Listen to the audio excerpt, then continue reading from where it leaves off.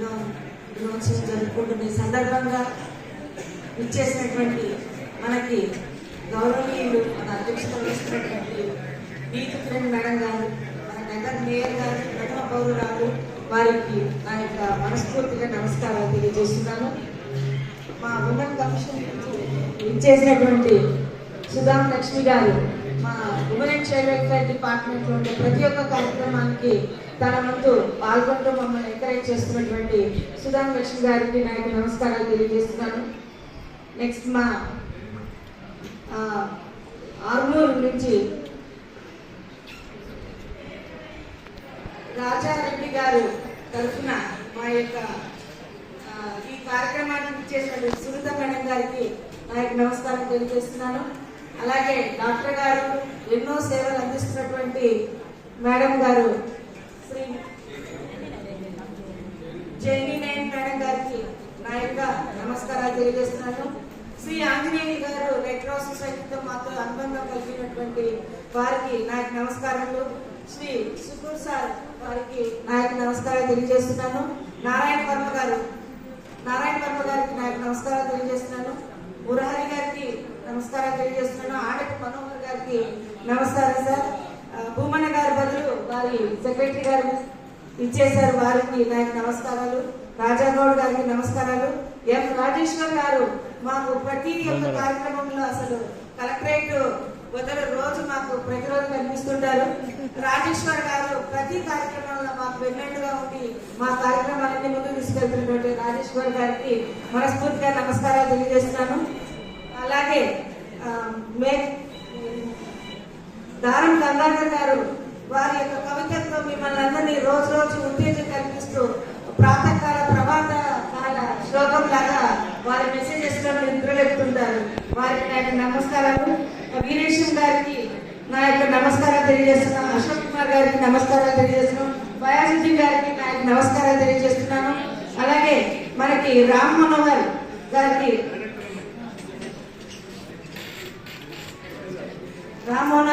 నమస్కారం. రవీంద్ర గారు retired employees association ఇందాక నుంచి కలవరిస్తున్నాను సార్ మీ పేరైతే. సో దయచేసి స్టేట్ మీకు రావాల్సిందిగా కోరుకుంటున్నాము. చప్పట్లతో వారిని స్టేట్ వచ్చేటట్టు.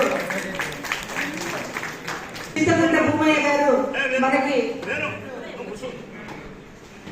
మన చింతకుంట అసోసియేషన్ నుంచి ఇచ్చేసినటువంటి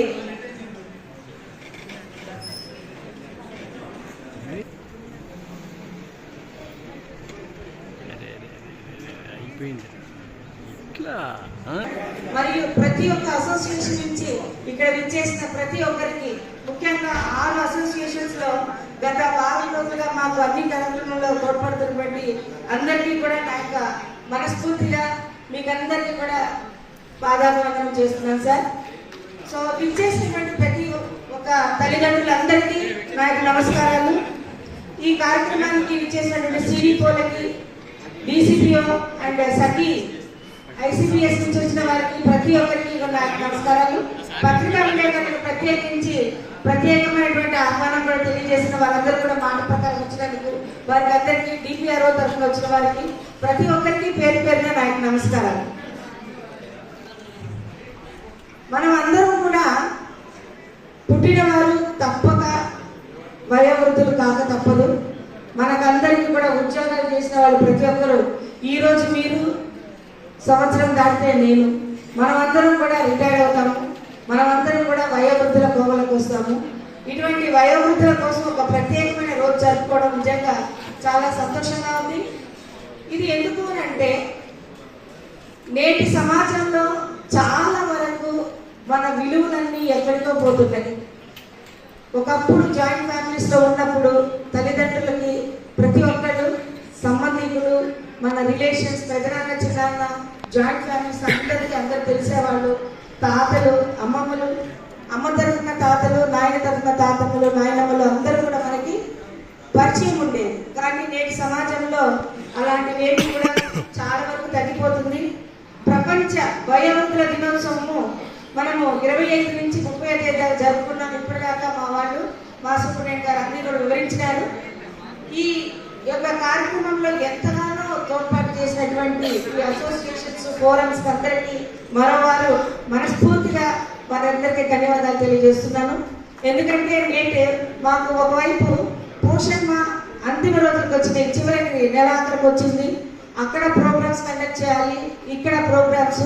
సో టోటల్గా వాళ్ళకే అప్పచెప్పే, వాళ్ళనే వెళ్ళి అక్కడ చేయమంటే ఇంకా చాలా బాగా ఇండివిజువల్గా బ్రహ్మాండంగా చేశారు. సో వారందరికీ నా నమస్కారాలు. 24/9 నాడు ఫస్ట్ సమీకృత ఐడిఓస్ట్ ఆఫీస్లో మనం ఇనాగ్రల్ డేట్ జరుపుకున్నాము. ఆ ఇనాగ్రల్ డేకి అన్ని అసోసియేషన్స్, ఫోరంలు, ఫౌండేషన్స్, ట్రస్ట్, క్లబ్లు అందరూ వచ్చారు. ఆ రోజు మనం డిస్కస్ చేసుకున్నాం దీని గురించి.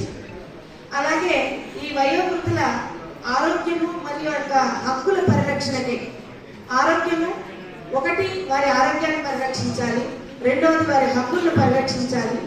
దీనికోసము మన ప్రభుత్వము ఎన్నో యాక్ట్స్ తీసుకొచ్చాయి. మనకి 2000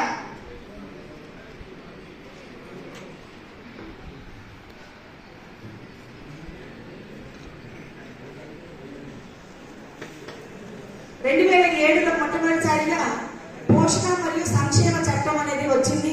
ఆ తర్వాత 1956లో వయోవృద్ధులకు పోషణ బాధ్యత పిల్లలదే, వాళ్ళే ఎవరైతే వాళ్ళ పిల్లలు ఉన్నారో వాళ్ళ బాధ్యత అని చెప్పేసి ఒక చట్టం వచ్చింది.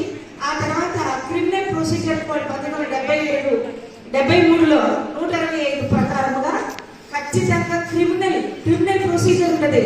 ఎవరైతే బాధ్యతాయుతమైనటువంటి పిల్లలు వారి తల్లిదండ్రులు పోషించకుంటే, దయచేసి కాస్త సైలెంట్గా ఉంటే వినిపిస్తుందమ్మా. వారి హక్కులను కనుక ఎవరైనా కాలరాస్తే, వారి హక్కులను కనుక పిల్లలు ఎవరైనా వారి హక్కులను కాలరాసే వారికి అందరికీ కూడా ఈ విధంగా చట్టం ఉంది, సెక్షన్స్ ఉంటాయని చెప్పాము. మనకి బోధన నుంచి విచ్చేసినటువంటి రిటైర్డ్ మాస్టర్ గారు రమేష్ గారిని వేదిక మీదకి రావాల్సిందిగా కోరుకుంటున్నాము. రమేష్ గారిని వేదిక మీదకి రావాల్సిందిగా కోరుకుంటున్నాము. ఈ రోజు చెప్పవలసింది ఏంటంటే, ఒక ఫోరం పెట్టి, ఒక అసోసియేషన్ పెట్టి ఎన్నో కార్యక్రమాలు చేయడమే కాకుండా ఇటువంటి కొందరు గుప్తంగా ఎన్నో సేవలు చేస్తారు. బోధనలో ఈ రిటైర్డ్ హెడ్ మాస్టర్ గారు రమేష్ గారు నేను వచ్చిన దగ్గర నుంచి ప్రతి నెల ఏదో ఒక కార్యక్రమాలు నడుపుతూ ఉంటారు. అటువంటి వారిని కూడా మనం ఏరి కోరి చూసి వాళ్ళని పికప్ చేయాలి. అటువంటి వారిలో రమేష్ గారు. నమస్కారం సార్ వచ్చినందుకు.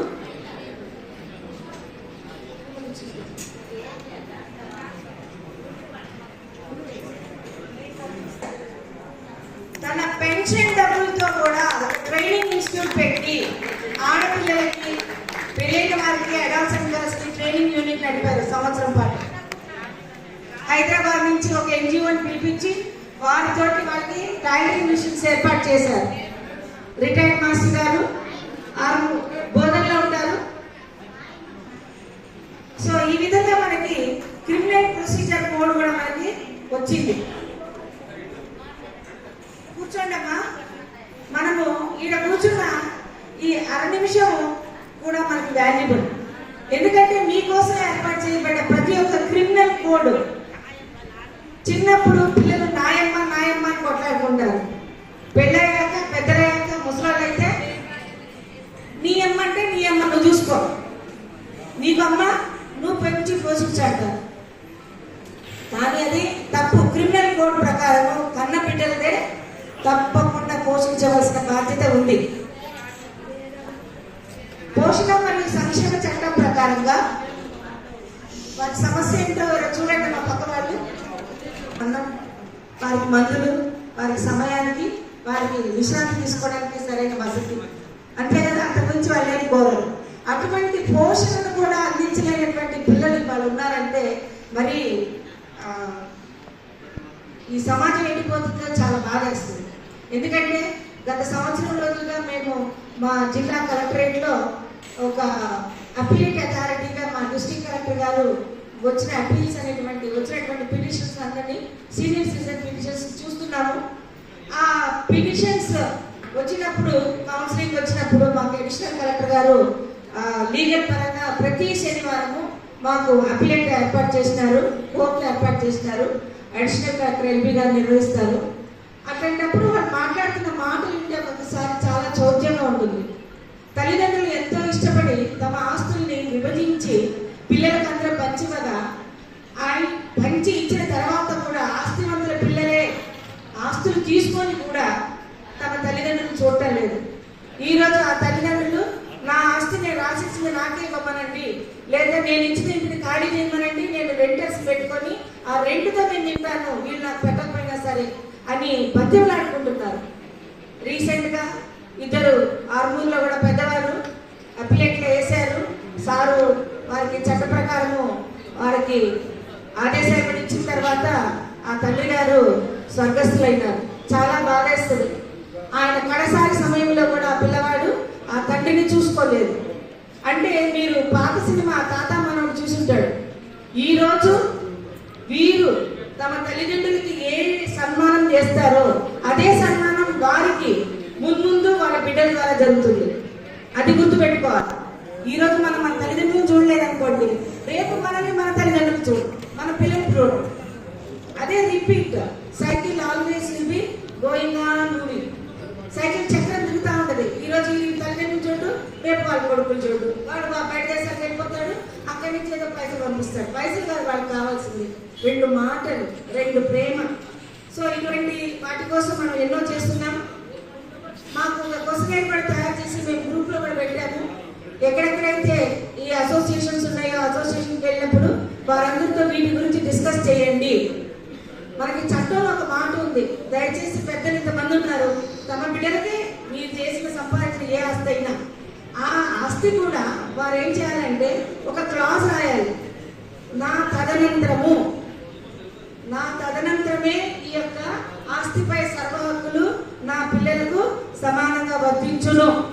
నన్ను ఏదైనా ఒక కారణం చేత చూడనట్లయితే ఇది నలిగేట్ అవుతుంది. అంటే ఈ యొక్క చట్టం కింద నేను చేసిన రిజిస్ట్రేషన్ వాళ్ళకి చెల్లదు అని ఒక క్లాజ్ రాయాలి. ఆ క్లాజ్ కనుక రాసుంటే మన అడిషనల్ కలెక్టర్ సార్ అదే అన్నారు, మనం ఏం చేయగలము యాజ్ పర్ చట్టం ఇప్పుడు అంటే నెలకు 1000 రూపాయలు నెలసరి వారికి తల్లికి భృతి, మరియు వారికి 1,00,000 రూపాయలు డిపాజిట్ చేయించడం అంటే మన చట్ట ప్రకారము లీగల్ గా మనం చేయించగలం. బలవంతానైనా సరే ఆ పిల్లల నుంచి మనం తల్లిదండ్రులు చేయగలము.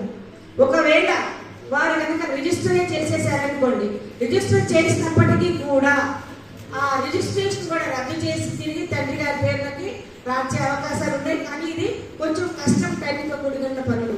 కాబట్టి అందరూ వయోవృద్ధులు, తల్లిదండ్రులు, అమ్మలారా, అయ్యలారా మీరు మేల్కొనండి.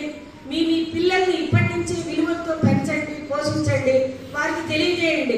ఒక క్లాస్ రాయండి, బ్రతుకున్నప్పుడే నేను ఆస్తులు పంచినప్పటికీ రేపు నా తదనంతరమే ఈ ఆస్తి మీద సర్వాహకులు మీకు వర్తిస్తుంది.